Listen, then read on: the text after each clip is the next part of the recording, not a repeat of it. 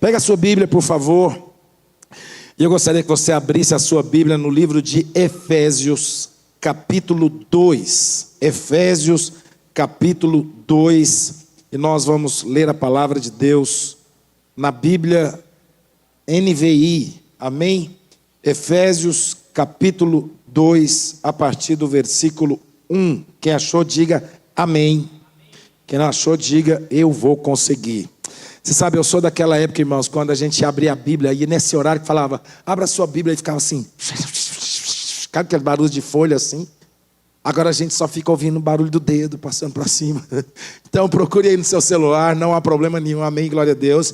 Mas pegue a sua Bíblia, abra no seu celular aí, no seu tablet, fica à vontade. Efésios capítulo 2, verso 1, a Bíblia diz: vocês estavam mortos em suas transgressões e pecados, nos quais costumavam viver, quando seguiam a presente ordem deste mundo e o príncipe do poder do ar, o Espírito, com letra maiúscula, apontando para um Espírito que não tem nada a ver com o Espírito de Deus, que agora está atuando nos que vivem na desobediência. Anteriormente, todos nós também vivíamos entre eles, satisfazendo as vontades da nossa carne, segundo os seus desejos e pensamentos. Diga, vontade da carne, desejos e pensamentos. E a Bíblia continua dizendo, como os outros, éramos por natureza merecedores da ira de Deus. Todavia, Deus, que é rico em misericórdia, diga, rico em misericórdia, pelo grande amor com que nos amou, deu-nos vida com Cristo, quando ainda estávamos mortos em transgressões. Pela graça, vocês são salvos. Somos salvos pela graça, não por obras. Deus nos ressuscitou com Cristo, e com Ele nos fez assentar nas regiões celestiais em Cristo Jesus, para mostrar nas eras que hão de vir a incomparável riqueza da sua graça, demonstrada em bondade para conosco em Cristo Jesus. Pois vocês são salvos pela graça, por meio da fé, e isso não vem de vocês, é dom de Deus, não de obras, para que ninguém se glorie, porque somos criação de Deus, realizada em Cristo Jesus, para fazermos boas obras, as quais Deus preparou antes para nós as praticarmos. Feche seus olhos, vamos orar. Pai, em o nome do teu Filho Jesus, nós oramos nessa noite e te agradecemos por podermos receber a tua palavra. Quantas pessoas hoje no mundo afora não têm a oportunidade de ter uma Bíblia, não têm a oportunidade de poder ouvir a tua palavra. E nós estamos aqui, ó Deus, com essa liberdade que o Senhor nos dá de podermos expor a nossa vida à tua palavra. E eu te peço que a palavra do Senhor seja vida, seja poderosa, seja transformadora nas nossas vidas, porque a vontade do Senhor é que nós possamos, em o nome de Jesus, viver tudo aquilo que é o seu propósito para nós, como filhos amados do Senhor, em o nome de Jesus. Amém. Glória a Deus. Irmãos, hoje eu queria compartilhar com você uma palavra que eu estou intitulando... Cadê o negócio aqui, por favor? Joel. Mas eu gostaria de ministrar uma palavra que eu estou intitulando E Agora? A semana foi uma semana que Deus falou muito ao meu coração a respeito disso. Porque, você sabe, irmãos, quando a gente olha para o nosso contexto, a gente vai perceber que houve um dia, diga, houve um dia que eu entreguei a minha vida para Jesus. Quantos entregaram sua vida para Jesus? Que diga amém. Então, houve um dia que você entregou a sua vida para Jesus.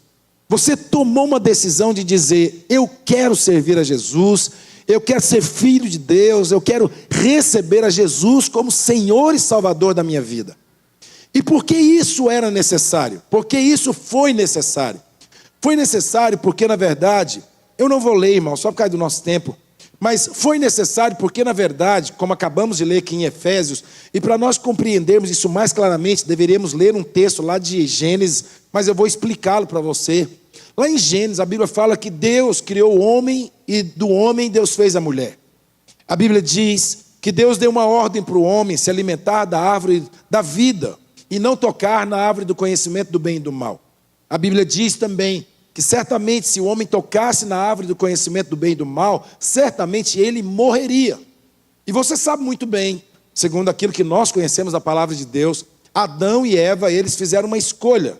Primeiro Eva, ela de alguma forma é enganada pelas aquelas palavras, aquele trocadilho que Satanás faz com ela ali.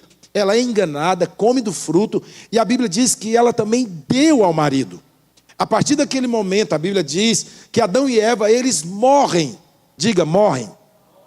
Mas eles, presta atenção, eles não morrem fisicamente. Como o Rafael acabou de dizer aqui, eles morrem espiritualmente.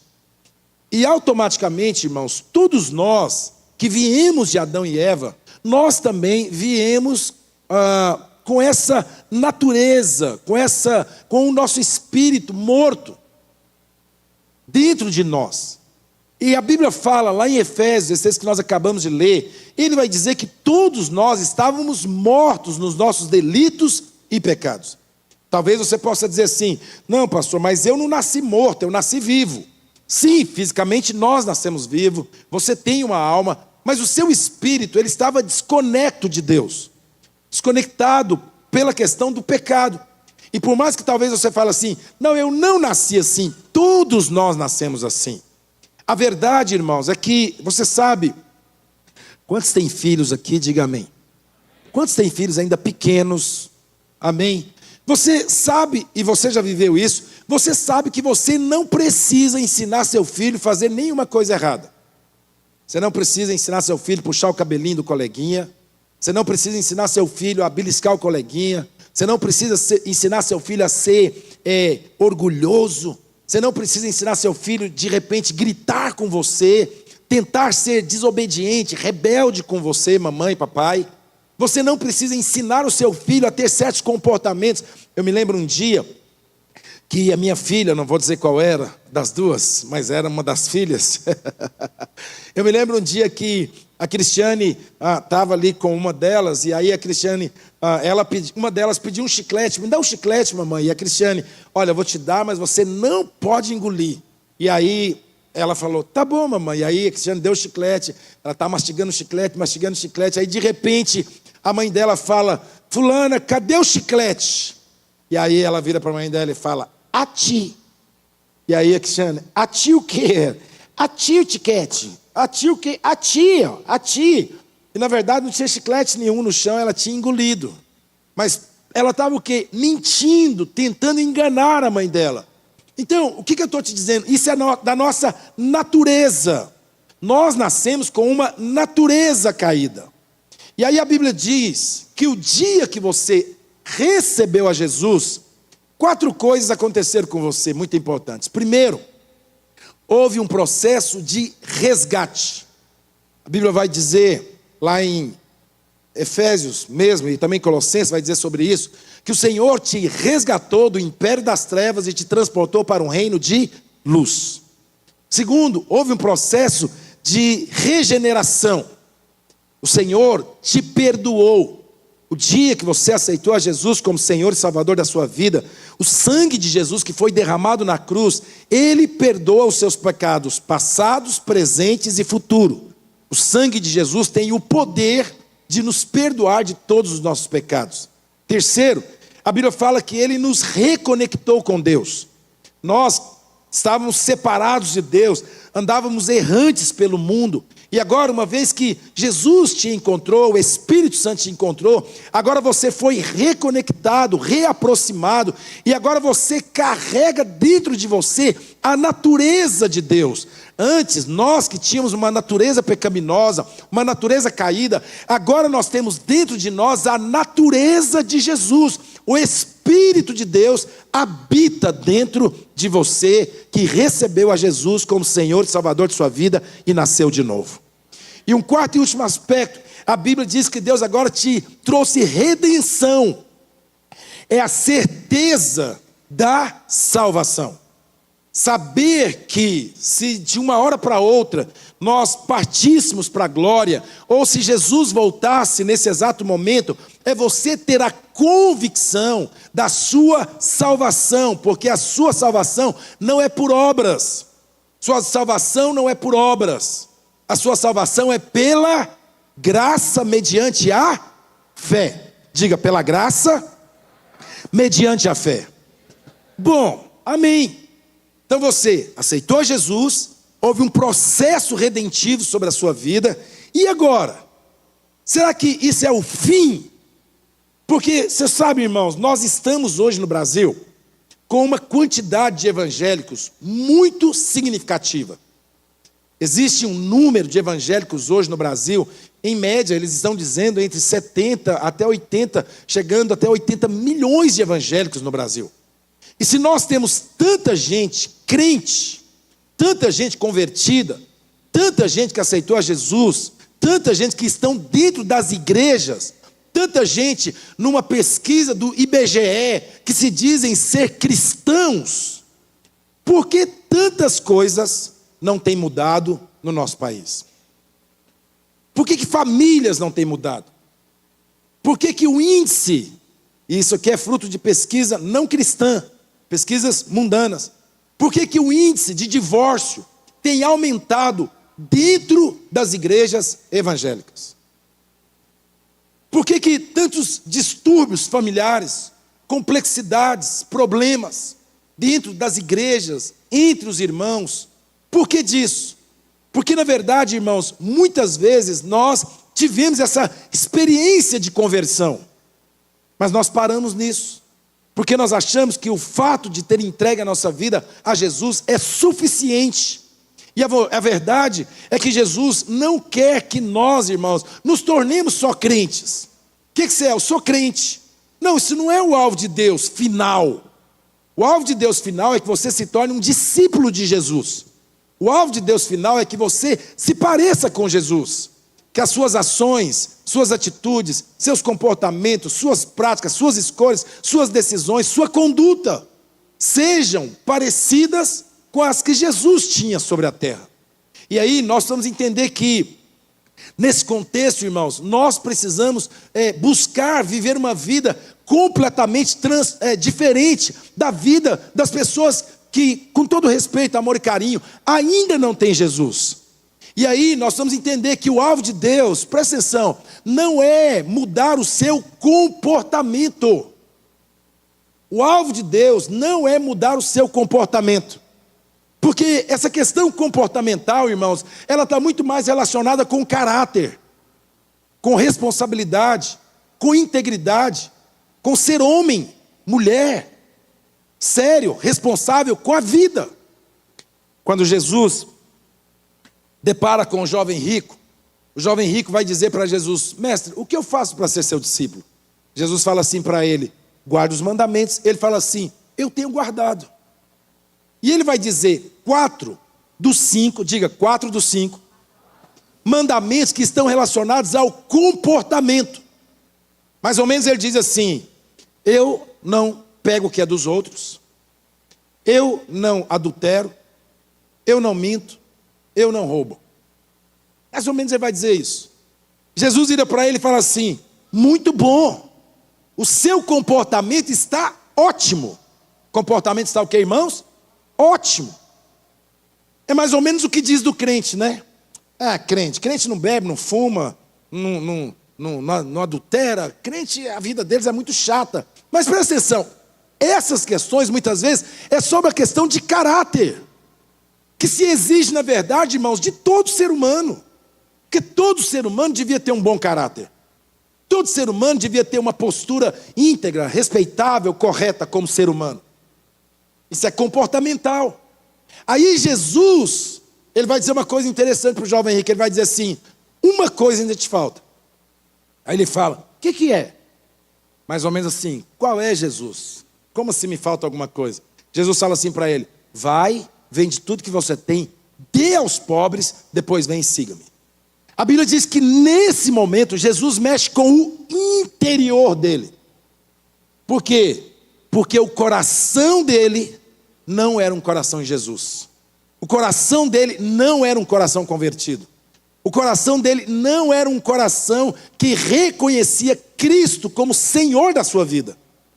Quem era o Senhor da sua vida? O dinheiro, as riquezas. E quando Jesus toca no ponto que envolve o interior dele, a Bíblia vai terminando dizendo esse texto, dizendo assim: e ele, por ser dono de muitas riquezas, vira as costas para Jesus e vai embora. Então presta atenção, qual era a questão do jovem rico? O jovem rico, comportamental. Então talvez, irmãos, nós estamos muito preocupados com a questão comportamental. Você não bebe, você não fuma, você não adultera, você vive uma vida até certinha, bonitinha, engraçadinha. Usa perfume de crente, roupa de crente, o cabelo de crente. Mas a grande verdade é que, do lado de fora, externamente, está tudo bem. Mas tem muita gente, e não é o caso dos irmãos aqui, hoje é só um alerta para nós, que aqui dentro ainda não houve uma transformação. E o alvo de Deus não é te mudar de fora somente, mas o alvo de Deus é mudar você de dentro para fora. De forma que quando a gente olha lá em 1 João, a Bíblia vai dizer claramente: quem nasceu de novo, quem nasceu de novo que diga amém. Aí o apóstolo João vai dizer assim: quem nasceu de novo não vive mais na prática do pecado. Uma coisa é um pecado acidental, um acidente. Outra coisa é a prática, a conivência com a prática do pecado na vida de algumas pessoas. Então, quem nasceu de novo, algumas práticas você não tem mais. Por quê? Porque nós nascemos de novo. Então, existem muitas... Não é o nosso caso, irmãos, são só exemplos que eu estou dando para vocês. Mas existem muitos crentes que muitas vezes, dentro dele, ainda há muita coisa que é pecado. O orgulho, a arrogância, a prepotência, a independência, a autossuficiência. Muitas vezes alguns irmãos ainda não aceitam ser trabalhados, confrontados, corrigidos. Quando você vai falar alguma coisa, fica nervoso, fica bravo. As pessoas dizem assim: supita uma ira dentro de mim. Isso que as pessoas dizem muitas vezes. Eu não sei, mas quando acontece isso, supita uma ira dentro de mim. O que é isso, irmãos? Isso é da velha natureza. O apóstolo João também vai dizer assim: quem nasceu de novo não ama o mundo, nem as coisas que nele há. Se eu nasci de novo, irmãos, eu me lembro, irmãos, como eu gostava de duas bandas que, quando eu não era convertido, existia lá em 1938. Mas que banda, né, com rock, né, nacional, uma coisa agradável, aquela coisa toda. E eu ia lá para o ginásio Rio Vermelho. Cristiano até ia comigo algumas vezes. Ainda bem que nós convertemos, aleluia. E aí eu ia lá para aquele show lá no ginásio Rio Vermelho, irmão, mas eu pulava e gritava e gesticulava, e era aquela coisa. Houve um dia lá naquele, irmãos, dentro do ginásio, estou eu lá gritando, polícia e tal, e deixa para lá o resto. E aí eu estou lá gritando, aí de repente, irmãos, do nada, diante de Deus eu te conto isso, me veio um negócio assim, eu fechei os olhos, e aí Deus me deu uma visão, que havia um anjo de Deus que me puxava pelo meu braço direito, e havia um demônio que me puxava pelo meu braço esquerdo, dentro do show. E ali o anjo dizia assim: ele é meu. E aquele demônio que me puxava o braço, ele dizia: não, ele é nosso. Eu lembro de detalhes disso. E aí eu me lembro que nessa guerra de puxa para lá, puxa para cá, o anjo me puxou para fora do ginásio. Isso tudo é uma visão que eu estava tendo. Quando eu caí fora do ginásio, eu caí literalmente dentro do ginásio. E aí uma pessoa pisou na minha mão, machuquei a mão, e aí para mim aquele show acabou. Acabou. Eu me lembro, cheguei em casa, e eu não fui embora, irmãos, porque naquela época, quando a gente ia embora do ginásio, tinha uns caras que moravam ali na Santa Helena, eles roubavam tudo que a gente tinha. Roubava camiseta, tênis, a gente ia embora quase nu. Os caras roubavam tudo da gente. E aí eu não fui embora porque eu falei, eu não vou embora sem roupa, eu não vou embora sozinho, porque eles vão me roubar, então eu vou esperar os irmãos, os caras aqui, porque nós vamos embora de turma e eu não vou ser roubado. E aí, terminou o show, nós fomos embora, cheguei lá em casa, minha mão machucou, enfaixei a mão. Cheguei lá na igreja no outro dia, porque eu era assim, irmãos. Sexta eu ia lá para o Ateneu Dom Bosco, a igreja católica ali no Ateneu Dom Bosco. Quando o padre falava assim, os noivos vão receber o cumprimento lá no clube da Caixa Econômica Federal. Nós chegávamos lá como penetra primeiro do que os convidados. E o Cristiano ia comigo. Ou eu ia com você. A gente chegava primeiro, a gente era penetra. Sábado a gente ia para os shows. Domingo a gente ia para a igreja. Domingo a gente estava na igreja. Aí chegava lá na igreja, eu cheguei lá na igreja com a mão enfaixada. Aí sentei ao lado do meu discipulador, ele falou assim, ele olhou para mim para baixo e falou assim, o que foi na mão? Aí, olha a velha natureza. Rapaz, nessa época eu ainda jogava futebol. Rapaz, o jogo de ontem. O que tem o jogo de ontem? Rapaz, Vila e Atlético. Que jogo pegado. Mas olha, nós estamos na final, ganhamos de 1-0. Mas e a mão? Pois é, eu caí, o cara pisou na minha mão na hora do jogo, mas está tudo bem, está melhorando já. É mesmo. Desse jeito, é mesmo? Eu falei, é mesmo. Aí, irmãos, de verdade, ele deu um sorrisinho assim de canto de boca. E aí eu estava sentado, dei uma cutucada assim na perna dele e falei assim, por que você está rindo? Aí ele falou assim, eu estou rindo porque ontem eu estava orando por você e Deus disse que ia marcar sua vida ontem para nunca mais você ser o mesmo. Aí eu comecei a chorar. Aí foi ele que me perguntou, por que você está chorando? Eu falei, porque eu estou mentindo. E ele falou, e eu sei que você está mentindo. E eu falei, então por que você não falou? E ele falou, porque eu queria que você falasse. E aí eu fui contar toda a história para ele. E daquele dia, irmãos, diante de Deus, daquele dia, nunca mais eu fui em show. No outro final de semana, tinha um show de um endemoniado. Não, desculpa. Tinha um show de um cara aqui em Goiânia. Irmãos, esse cara era o cara. Aí no contexto do mundo. O cara era, não vou dizer o nome porque eu não tenho nem coragem, misericórdia. Mas aí, o ginásio cabia 9.000 pessoas, venderam 11.000 ingressos. Diz que tinha gente até pendurado no teto do ginásio. E aí eu recebi um ingresso de graça. Sabe o que eu fiz? Joguei fora. Por quê? Porque o propósito de Deus para nós, e aí é isso que eu quero te mostrar, não é só você converter. Converter, diga assim, é maravilhoso. Mas o Senhor quer trazer sobre a sua vida um novo nascimento. De forma, escuta, que você não vai amar o mundo e nem as coisas que no mundo há. Você sabe que tem crente que não aguenta. Talvez ele era o cara da lambada. É a lambada que tinha, né? Forró, sei lá. E aí quando ele escuta a música, aí os pezinhos dele. Ai, Jesus, amarra esse negócio. Quando ele passa na frente de um bar, de uma boate, de um contexto assim, as mãos dele tremem, sua, o coração dele dispara, a barriga gela, porque, ai, eu quero entrar, a balada, as minas, meu Deus, ajuda eu, mas eu não quero entrar, mas eu vou entrar e eu entro. Não, o apóstolo João está dizendo, quem nasceu de novo, ele não ama o mundo, mas ele também não ama nem as coisas que no mundo existem. Ele nasceu de novo. Quem nasceu de novo, ele vai dizer, ele ama os irmãos. Ama gente. Tem gente que é difícil? Tem demais. Mas quem nasceu de novo, ama os irmãos. Quem nasceu de novo, perdoa os irmãos.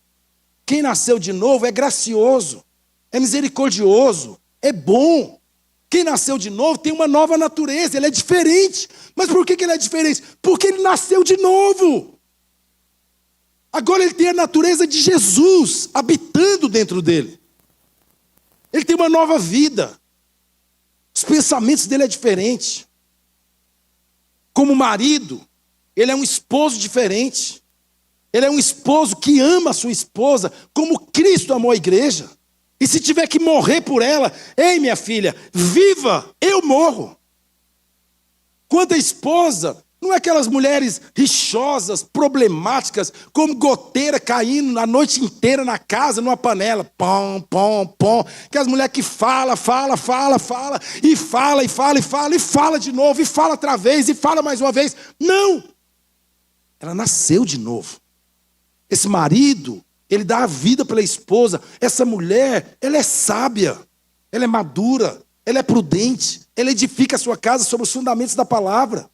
Esses filhos não são rebeldes, não são desobedientes, não são confrontativos, mas têm um coração ensinável, honra seus pais, obedecem à luz da palavra. Sabe, os pais, não é pai que leva seus filhos à ira, mas são pais que criam seus filhos na disciplina do Senhor. São líderes comprometidos com Deus, são crentes comprometidos com o reino de Deus, com a igreja, com os cultos, com as reuniões. É gente, irmãos, que nasceu de novo.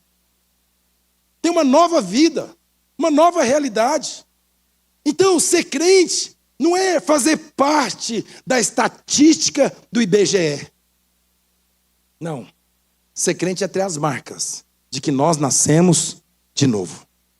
Que temos uma nova natureza, uma nova identidade. Que o nosso testemunho é aprovado, que a nossa integridade ela é aprovada por Deus. E isso, escuta, irmãos, não quer dizer que você não vai errar, de forma nenhuma. Isso não quer dizer, eu sou então inerrável. Que é isso, misericórdia? Não, não é isso. Você vai errar, mas o seu erro não será um erro, como se diz, irmãos, proposital. Aquela coisa que você faz e não estou nem aí. E que dane, igreja, Deus, discipulador, eu não estou nem não, eu quero viver minha vida. Vida louca, vida solta. Não! Nosso testemunho é íntegro. Nossa vida é íntegra. Sabe, nossa postura, a gente compra e paga. A gente tem caráter, a gente tem responsabilidade, a gente fala e cumpre, a gente não dá, sabe, o jab no governo, sabe, então, mas o governo é ladrão, vai fazer o quê? Se é ou não é, não sei. Não é isso que importa, mas eu sei que o governo da minha vida é o Deus de Israel Todo-Poderoso. E aí eu não compro recibo por causa do imposto de renda. Eu não compro nota. Meu testemunho não é esse. Meu namoro não é um namoro carnal. Meu namoro não é um namoro de pegar onde não pode, de beijar onde não pode, de fazer o que não pode. Não! Eu nasci de novo. Eu tenho uma nova criatura, sou uma nova criatura em Cristo Jesus. Minha vida é diferente. Meu comportamento, não por uma questão comportamental, mas por uma nova natureza. Eu nasci de novo.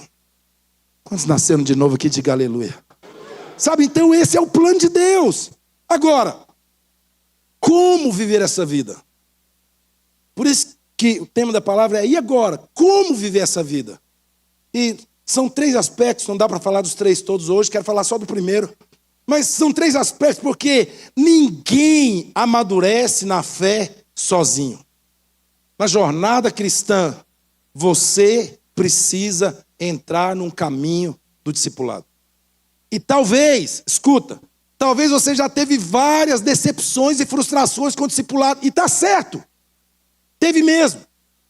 E teve por quê? Porque várias questões de discipulado, tem muita gente que começou a discipular e achou que esse negócio de discipulado era eu mandar nas pessoas, então agora sou seu discipulador, cala a boca, você vai fazer o que eu te mandar fazer, porque eu te mando. Não. Na verdade, irmãos, ninguém aqui é discípulo de ninguém. Todo mundo aqui é discípulo de Jesus. E o alvo do discipulado não sou eu. O alvo do discipulado não é ser o discipulador. O alvo do discipulado é Cristo. Ele é o nosso modelo. Ele é o padrão. Mas aí talvez você está frustrado com o discipulado, porque você pensa, eu disse a fulano foi me discipular, e falou que não devia, fez que não devia, e agiu assim, agiu assado. Tudo bem. Está tudo certo. É verdade, você tem razão. Mas não tem crescimento se você não tem alguém que fale na sua vida. E não é falar o que eu acho. Não é falar o que eu penso. Não é falar o que eu imagino. Mas é falar o que a palavra de Deus diz. Por isso, discipulado, irmãos, não é essa questão assim, nossa, o fulano agora é discipulador do Beltrano, e agora o Beltrano não pode conversar com o ciclano, não pode se relacionar com o Beltrano, não pode isso, não pode aquilo. Não, não, não, não. Esse é um modelo errado. O problema do discipulado, irmãos, para muitos de nós, é porque nós achamos que a partir do momento que eu discipulo o Jonathan, então agora o Jonathan é meu. Não, ele não é meu. Eu discipulo ele à luz da palavra de Deus. E eu ensino ele à luz da palavra de Deus. E à luz da palavra de Deus, as decisões de viver ou não uma realidade de vida não é minha, é dele. Eu só ensino, se eu falo para ele, Jonathan, olha, essa atitude, essa prática, esse comportamento, à luz da palavra de Deus, não está correto. A decisão dele dizer assim, tudo bem, bispo, o senhor está certo, a Bíblia está certa, eu vou andar numa outra direção. É dele. E qual é a frustração do discipulado? É porque, você sabe, a gente acha que o discípulo é nosso. E aí eu começo a discipular alguém. E o discípulo é meu e não é de Jesus. E aí, quando eu estou discipulando alguém, cuidando de alguém, ensinando a Bíblia para alguém, mostrando o caminho para alguém, ensinando ele a estar mais perto de Jesus, a ter um relacionamento melhor com Jesus, a partir do momento que ele não faz alguma coisa, eu fico frustrado porque ele não fez. Por que você tem que frustrar? Porque você acha que a responsabilidade de mudar alguém ela é sua. E deixa eu te dizer uma coisa muito simples. Você não tem o poder de mudar nem você mesmo. Por que você acha que você vai dar conta de mudar alguém? Então a nossa responsabilidade não é mudar ninguém. A minha responsabilidade não é mudar ninguém. Eu sou pastor dessa igreja. Eu não tenho a responsabilidade de mudar você. Eu tenho a responsabilidade de te ensinar a palavra de Deus. Viver ou não o que a Bíblia diz não é mais responsabilidade minha, é sua. Se muitas vezes os crentes, mesmo ouvindo a palavra de Deus, quer continuar vivendo uma vida torta, errada, eu vou fazer o quê? Eu não sou o Espírito Santo. Eu não tenho o poder de entrar dentro de você. Eu não tenho o poder de te convencer. Eu não tenho o poder de mudar as suas escolhas e as suas decisões. Quem pode fazer isso? Só o Espírito Santo. Mas a gente precisa entender, irmãos, que não há crescimento sem o Espírito Santo. Mas a gente também tem que entender que não há crescimento sem um discipulado maduro na nossa vida. Porque através do discipulado, irmãos, que vai vir o seu crescimento pessoal, vai vir o seu crescimento ministerial e vai vir o seu crescimento espiritual. É através do discipulado, irmãos, não que você vai ser dependente de mim. Nossa, agora eu preciso comprar um carro. Eu vou lá no meu discipulador. Ei, quero comprar um carro. Comprar azul, amarelo ou rosa. Compra a cor que você quiser. Vai orar. Deus vai falar com você. A cor do carro que você deve comprar. Não sou eu que defino isso, não. O que eu faço? Eu só te ensino como você pode ter um relacionamento melhor com Jesus. Eu só te ensino a palavra de Deus. Eu só te ensino a Bíblia. A minha responsabilidade é te ensinar a palavra de Deus, para que você se torne um dependente de Deus e não um dependente de mim.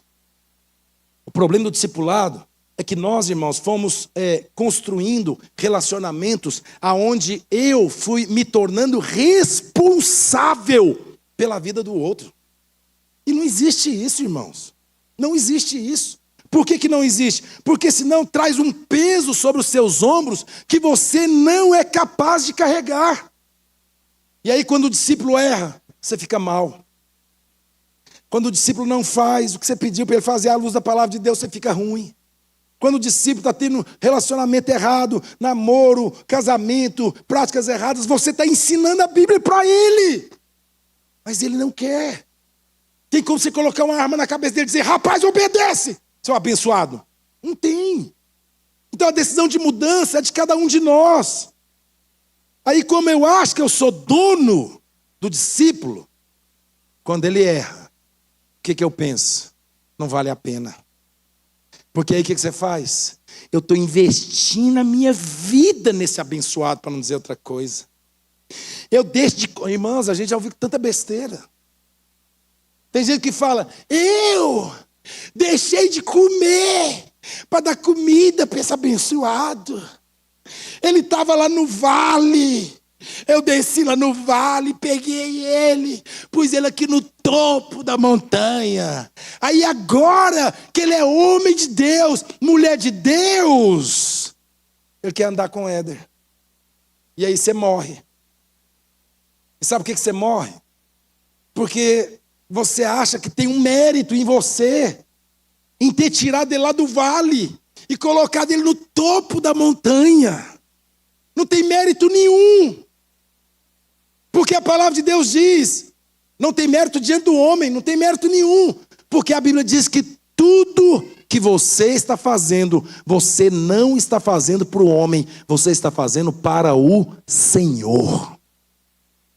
E se eu e você temos consciência de que tudo que nós estamos fazendo é para o Senhor, eu posso pegar 50 pessoas, deixar de comer, dar comida para eles, ajudá-los, levantá-los, trocar a roupa, tirar minha roupa, dar roupa e fazer inúmeras coisas. Se amanhã ou depois ele falar, eu quero andar com o Beltrano, vá em paz. Deus te abençoe, cresça com ele. Seja uma bênção na vida dele e deixe ele ser uma bênção na sua vida. Porque você não é meu. Você é de Cristo. E sendo de Cristo, eu estou aqui só para te ajudar a crescer em Jesus. Irmãos, houve uma época, tinha um casal, estava desviadaço, no mundão mesmo. E nós mudamos para perto da casa deles, eu e minha esposa. E nós, irmãos, investimos a nossa vida nesse casal. Dinheiro, irmãos, dinheiro mesmo. Não tinha dinheiro para pagar aluguel, cortava água, mês sim, outro também, cortava luz, não tinha o que comer. E nós, aí, irmãos, a gente estava vivendo assim. A Cristiane estava grávida, e eu me lembro que a gente também não tinha dinheiro. Me lembro uma vez a Cristiane, ela estava grávida da Gabriela, e aí nós fomos, né, eu cheguei em casa, estava vindo da reunião de manhã na igreja, ela falou, eu gostaria de comer num restaurante hoje, porque lá em casa não tinha como fazer comida, era uma casa estranha, esquisita, depois esse caso deixa para lá. E aí nós fomos comer, chegamos lá, eu tinha R$1. Aquela época você comia por R$1. E aí ela foi colocar comida, aí ela falou, você não vai colocar comida? Eu falei, não, eu vou ficar aqui na mesa, segurando a mesa, vai lá colocar a comida, porque eu só tinha R$1 no bolso. Ela foi lá, colocou a comida, deu 70 centavos. Pensei, agora não vai dar para eu comer. Aí ela falou, eu gostaria de um suco. Eu falei, lógico, meu bem, qual que você quer? Laranja, está aqui, eu pego suco de laranja, quanto que é? 15 centavos, suco de laranja. Aí ela falou, vai lá pôr sua comida. Eu falei, não, estou de jejum. Entrei de jejum aquela hora. Irmãos, eu não queria falar para ela que a gente não tinha dinheiro. Mas esse casal, quantas vezes a gente tirou dinheiro do bolso para dar para eles? Aí um dia que eles estavam firmes, andando com a gente, cresceu, uma bênção, dirigindo louvor, envolvido, fazendo a obra de Deus, um monte de coisa. Um dia ele vira para nós e fala, eu não quero andar com vocês mais. Eu quero andar com o pastor fulano e a pastora Beltrana. Minha mulher queria morrer. Eu virei para ele e falei, amado, vou falar uma coisa para você, vai em paz, Deus te abençoe. E, irmãos, diante de Jesus, em paz mesmo. Difícil foi controlar minha esposa. Foi um tempo para ela ser sarada disso. Porque mulher é mais emotiva, eu entendo, lógico, está tudo certo. Mas foi um tempo. Mas eu não fiquei, nunca fiquei. Hoje encontro o irmão, abraço, beijo, e está tudo certo. Porque tudo que eu fiz, eu não fiz para ele. Eu fiz para Jesus. E sabe, quando a gente entende isso, a gente vai cuidar de gente. Quando a gente entende isso, a gente vai amar a gente. Quando a gente entende isso, a gente vai perdoar a gente vai andar mais uma milha, a gente vai estar perto, a gente vai estar junto. Por quê? Porque não tem nada a ver com a gente. Tem a ver com o reino de Deus. Tem a ver com um reino que é maior do que nós. Tem a ver com uma morte, uma ressurreição, que não foi a minha nem a sua. Foi a de Jesus na cruz do Calvário.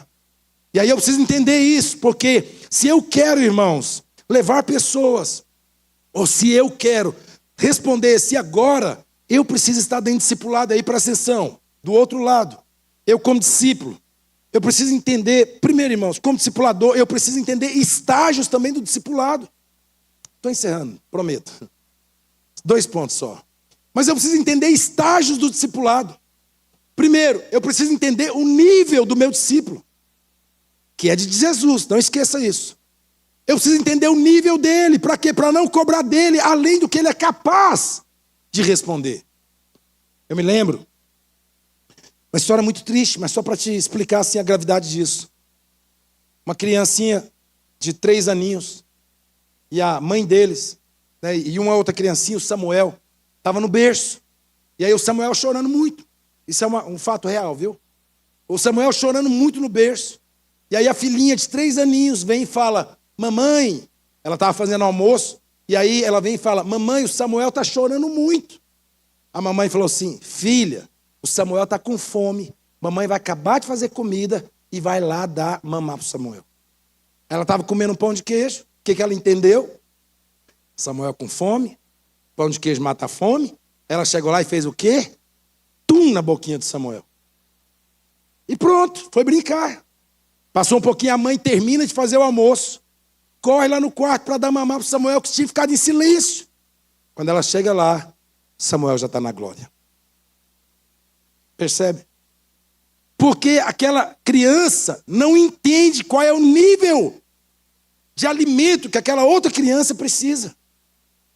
E aí esse é o problema. Quantas vezes nós queremos discipular e não entendemos o nível do discípulo.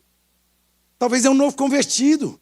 Não adianta você querer cobrar dele o que você vai cobrar de alguém que é mais velho na fé. Então, se ele é novo na fé, vai dando leitinho para ele, e dá mais leitinho, e vai dando leite.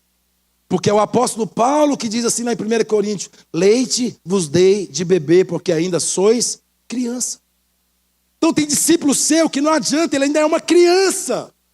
E você, como discipulador, que está cuidando para Jesus, você precisa entender qual é o estágio dele, para não dar pão de queijo para ele, porque senão ele vai morrer.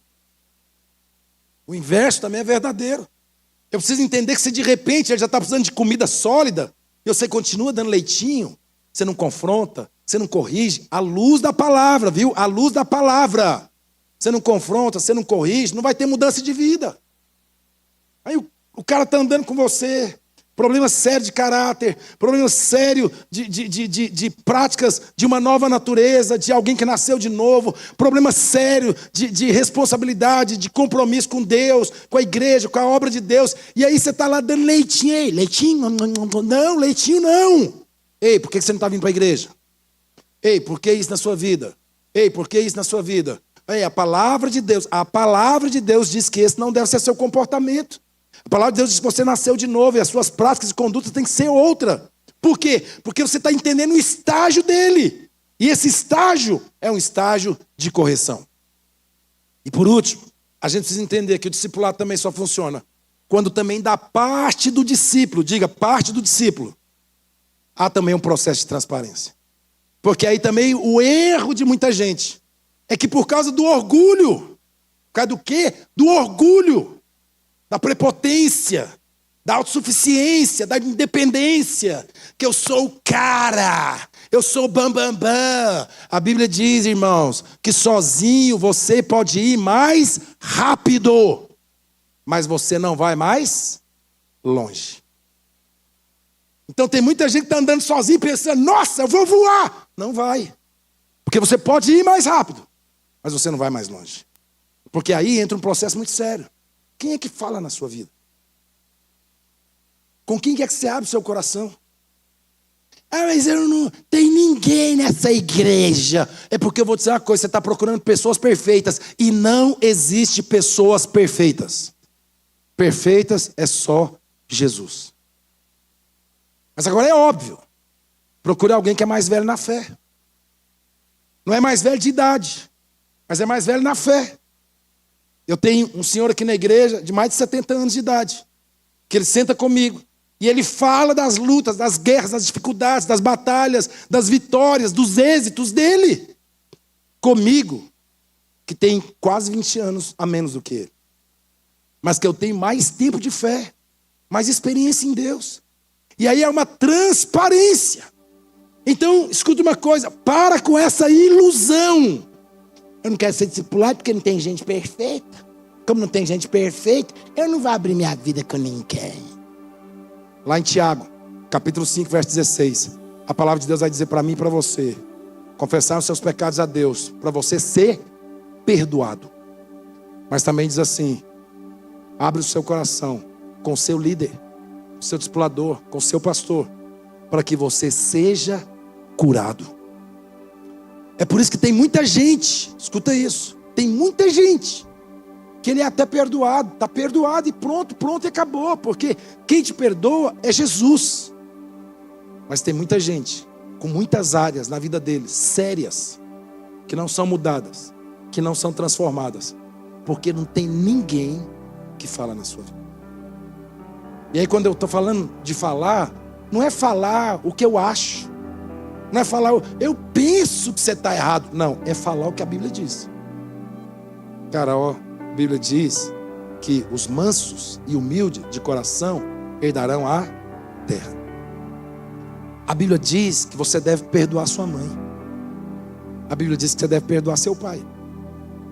A Bíblia diz que você deve chegar lá como sacerdote na sua casa, sentar com a sua esposa e conversar com ela. A Bíblia diz que você deve corrigir seu filho, sua filha.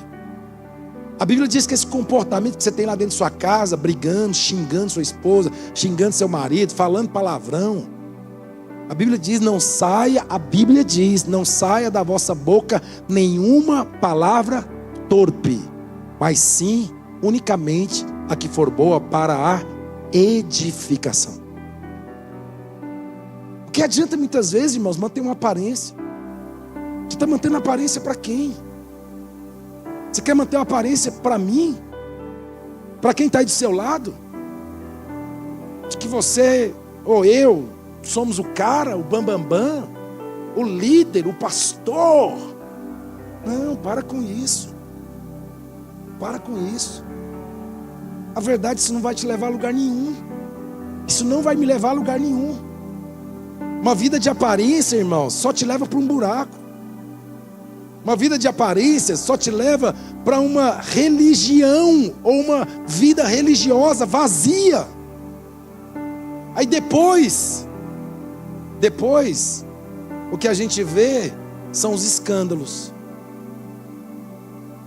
de pastor envolvido com práticas erradas, com mulheres em boate, se prostituindo. O que a gente vê muitas vezes casais que chamam a gente lá correndo.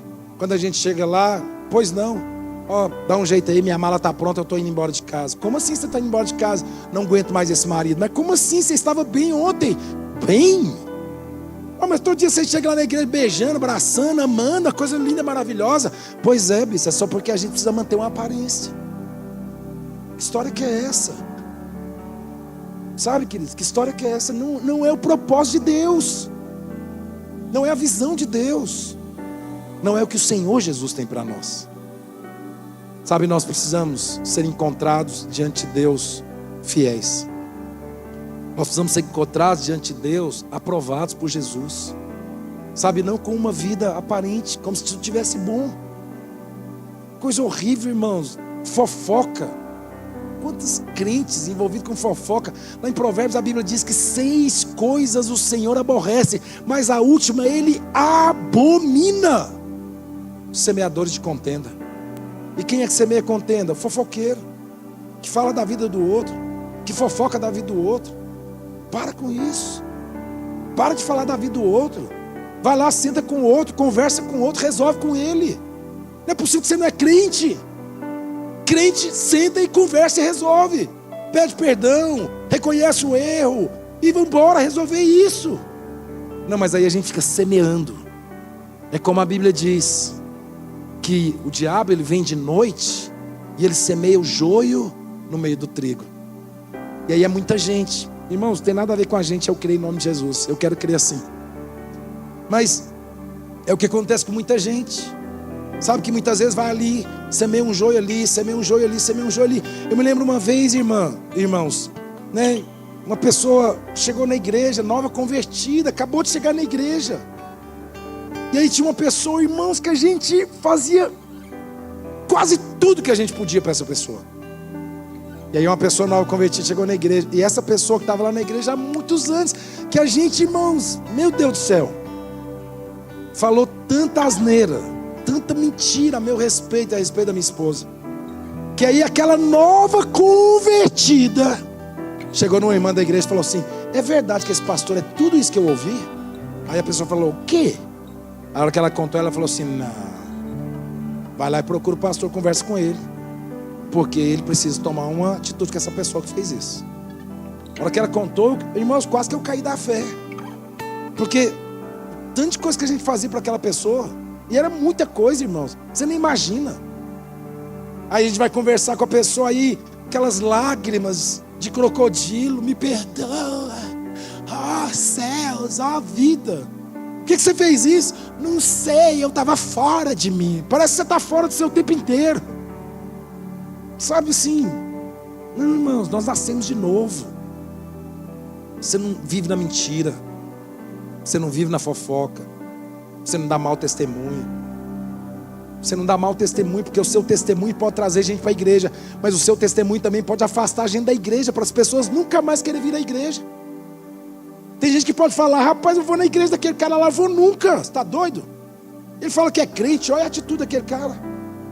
Esses dias tinha um cara andando com um pastor, e aí o irmão perto aqui desse cara, e o cara lá andando com o pastor. E aí esse cara falou assim: rapaz, aquele lá é meu pastor, ó.